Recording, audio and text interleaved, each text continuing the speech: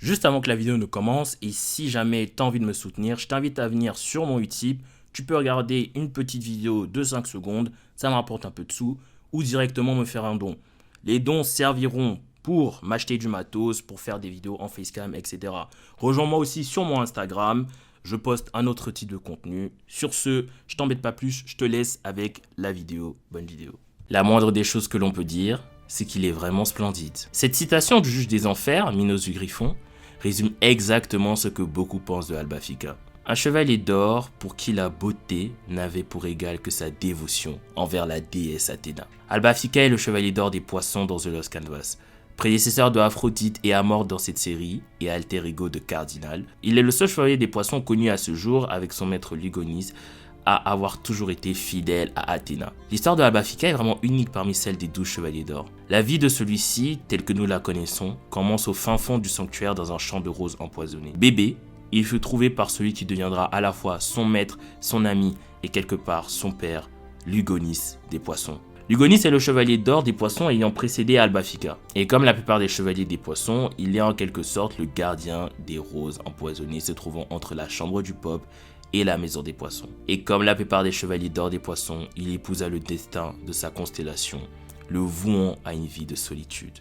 En effet, il y a des raisons particulières qui expliquent l'attachement et la compassion du public pour les chevaliers des poissons dans The Lost Canvas. Et cette raison est justement leur destin malheureux. Ce destin est malheureux car il pousse ces derniers à la solitude. En effet, les chevaliers des poissons sont les protecteurs des roses empoisonnées entourant le sanctuaire comme je l'ai dit plus tôt. Ces roses empoisonnées, aussi appelées démon roses ou roses démoniaques en français, font également office d'armes pour les chevaliers des poissons. Afin de pouvoir parfaitement maîtriser ces armes, les gardiens de la dernière maison doivent vivre quotidiennement aux côtés de ces roses. Cependant, ce n'est pas tout. Après avoir passé des années au contact des roses démoniaques, le chevalier doit subir l'ultime épreuve de sa formation, la cérémonie du lien écarlate. Cette cérémonie consiste à échanger des gouttes de sang à travers le bout de l'index. Le chevalier d'or des poissons en activité, possédant un puissant sang empoisonné, échange donc son sang avec son successeur à plusieurs reprises jusqu'à ce que le sang du disciple devienne plus puissant que celui de son maître. Alba-Fica et Lugonis ont donc suivi ce rituel pendant des années. Mais à votre avis, comment sait-on que le sang du disciple est plus puissant que celui du maître? En effet, c'est quand celui de l'apprenti saint devient capable d'empoisonner celui de l'aîné. En d'autres termes, l'achèvement de l'entraînement du God Saint des poissons signifie la mort du maître. Alba-Fica a donc quelque part tué son propre maître afin d'acquérir l'armure des poissons, même si cela fut malgré lui. Voilà donc ce que signifie suivre la loi des poissons. Suivre cette voie signifie suivre une vie remplie de solitude. C'est encore plus triste quand on sait que Alba-Fica avait surtout accepté ce destin pour éviter que son maître Lugonis se retrouve seul dans ce champ de roses empoisonnées. Et au final, c'est lui qui se retrouva seul dans ce champ et dans cette demeure. Beaucoup de gens n'aiment pas Aphrodite, mais si jamais le plus beau des chevaliers du XXe siècle a subi le même sort que Alba-Fica, cela pourrait peut-être expliquer son comportement. Je pense que c'est ce que s'était dit Teshiroge en créant l'histoire de Alba-Fica, mais ça reste uniquement mon avis. La mentalité d'Aphrodite part du principe que seule la force compte et que seuls ceux la possédant ont le droit de survivre. Mais si ce dernier a eu à subir la cérémonie du lien écarlate et a survécu en voyant son mentor périr, il n'est pas forcément exclu que ce soit la raison de sa philosophie, car seule la force lui a permis de survivre à cette épreuve. Comme je l'ai déjà dit, l'une des forces de The Lost Canvas est le background donné aux God Saints. Cela nous permet de mieux comprendre les agissements de ceux-ci dans l'histoire principale. Et j'espère qu'un jour, Kurumada nous fera le plaisir de nous dévoiler l'histoire de tous ces saints. Une fois devenu chevalier des poissons, Alba-Fica, comme ses prédécesseurs, vécut reculé du sanctuaire, allant jusqu'à éviter même ses frères d'armes, chevaliers d'or. Sa relation avec Chion du Bélier est d'ailleurs très intéressante à regarder, car si Alba-Fica vit dans la dernière maison du sanctuaire, reculé de tous et surtout très proche du champ de roses empoisonné et privé de tout contact humain, Chion, lui, vit dans la première maison et est par conséquent le chevalier ayant, par déduction, le plus de contact avec le monde extérieur. Je pense que c'est peut-être pour ça qu'ils ont souvent été mis en confrontation. Par exemple, quand Alba-Fica revenait de mission et qu'il demandait à Chion l'autorisation de passer. Ou même quand c'était à la mort d'Alba-Fica où c'est Chion qui s'occupa du corps du chevalier d'or des poissons. Un jour, Alba-Fica revenait de mission, il tomba sur un groupe de squelettes embêtant un jeune garçon nommé Pefko. Naturellement, Pisces n'en fit qu'une bouchée.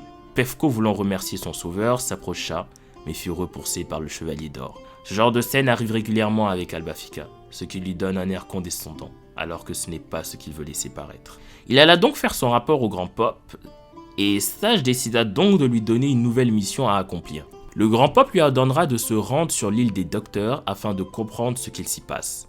En effet, une étoile magnifique y avait été repérée. Le chevalier des poissons accepta donc sa mission. Cependant, le destin voulut que ce soit le jeune garçon Puffco, qui l'avait sauvé plus tôt, qui lui servit de guide, car celui-ci venait tout juste de cette île. Durant le trajet, Albafika demanda au gamin pourquoi il avait fui cette île pourtant réputée paradisiaque. Ce dernier répondit que beaucoup de choses avaient changé, à commencer par son maître, Luco. Une fois débarqué sur l'île, Albafika fit la rencontre de ce fameux Luco, et ce fut un choc pour lui. Ce Luco ressemblait comme 2 gouttes d'eau au maître défunt du chevalier des poissons, Lugodis. Dans le même temps, on apprit qu'une épidémie avait envahi l'île. Luco guérit une jeune fille à l'aide d'une fleur devant Albafika, étonné de la prouesse de ce dernier. Luco dit donc que grâce à ces fleurs, il serait même capable de guérir Albafika de son sang empoisonné. Mais soudain, Albafika s'évanouit. À son réveil, Luco expliqua à Albafika que Lugonis était son grand frère et que c'était la raison pour laquelle il se ressemblait à ce point. Mais pas très longtemps après cette explication, Puffco vint prévenir le chevalier d'or des poissons que quelque chose de pas normal se passait sur l'île. Aussitôt, Luco montra sa véritable identité et par la même occasion, on s'est rendu compte qu'il ne guérissait pas réellement les gens, mais qu'il les transformait en squelettes à la solde d'Hadès. Ayant compris alors la véritable identité de Luco, lui qui était en réalité Luco de la Dryade de l'étoile céleste principale. Il s'ensuivit donc un combat qui fut remporté difficilement par Albafika. Difficile aussi car Albafika a dû se battre en protégeant Puffco. Ce qui me marque moi personnellement dans ce passage, c'est que Albafika protège Puffco en quelque sorte avec son sang. Son sang empoisonné qu'il a si longtemps éloigné des autres a pu protéger directement un être humain qui était à proximité de lui. Et à l'aide de ce sang, il tua le frère de son défunt maître. On apprit par la même occasion que Luco avait souffert de ce fameux destin de poisson. C'est une autre facette de cette épreuve que l'on voit à travers Luco. L'impact que peut avoir ce choix sur l'entourage des chevaliers. Albafika, lui, a été abandonné en quelque sorte dans le champ des roses, donc du coup on n'a pas vraiment vu cet aspect. Mais Luco et Lugonis, eux, avaient bien des parents. Et c'est ainsi que Luco s'éteigna par la faute du sang qu'il avait toujours maudit. Une fois le combat fini, Albafika retourna au sanctuaire et se prépara pour la guerre sainte à venir. Un peu avant que celle-ci ne commence, Albafika fit la rencontre d'une jeune fille nommée Agasha.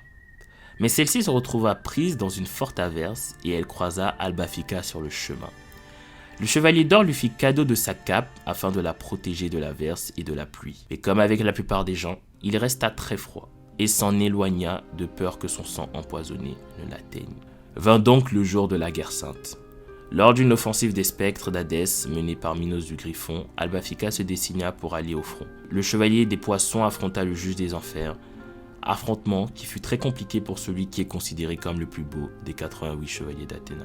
Albafika utilisa toutes ses attaques, que ce soit les roses démoniaques, les roses piranha et même sa plus puissante, la Bloody Rose. Et c'est cette dernière, couplée au sang de Albafika empoisonné, qui eut raison de Minos.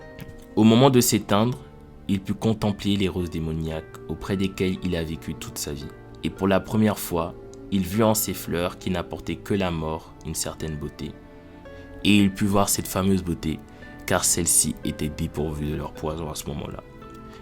Et c'est ainsi que mourut le chevalier d'or des poissons. Si on ne compte pas Aspros, Albafika est le premier chevalier d'or à mourir lors de cette guerre sainte. Il est en quelque sorte celui qui a ouvert véritablement la guerre sainte. Celui qui était tant admiré pour sa beauté était en réalité envahi par un sentiment de solitude indescriptible. Et quelque part, ne serait-ce pas ça la cause qui l'aurait réellement tué? Ne serait-ce pas à cause de cette solitude qu'il se jeta dans une bataille où ses chances de survie étaient presque nulles? Faisant ça, il faisait peut-être d'une pierre deux coups. Il accomplissait son devoir de saint en protégeant sa déesse, et d'une autre part, il rejoint son maître dans l'au-delà, maître qu'il a lui-même tué malgré lui. En tout cas, ce n'est qu'une simple théorie. La seule chose dont on est sûr, c'est que Albafika est mort heureux. Et voici donc la fin de la vie de Albafika des poissons. J'espère que cette vidéo t'aura plu. Si c'est le cas, je t'invite à laisser un like, à la partager et à t'abonner. Je vous remercie énormément pour les 3000 abonnés. Et prenez soin de vous, portez-vous bien, faites attention et lâchez rien. C'était Hero.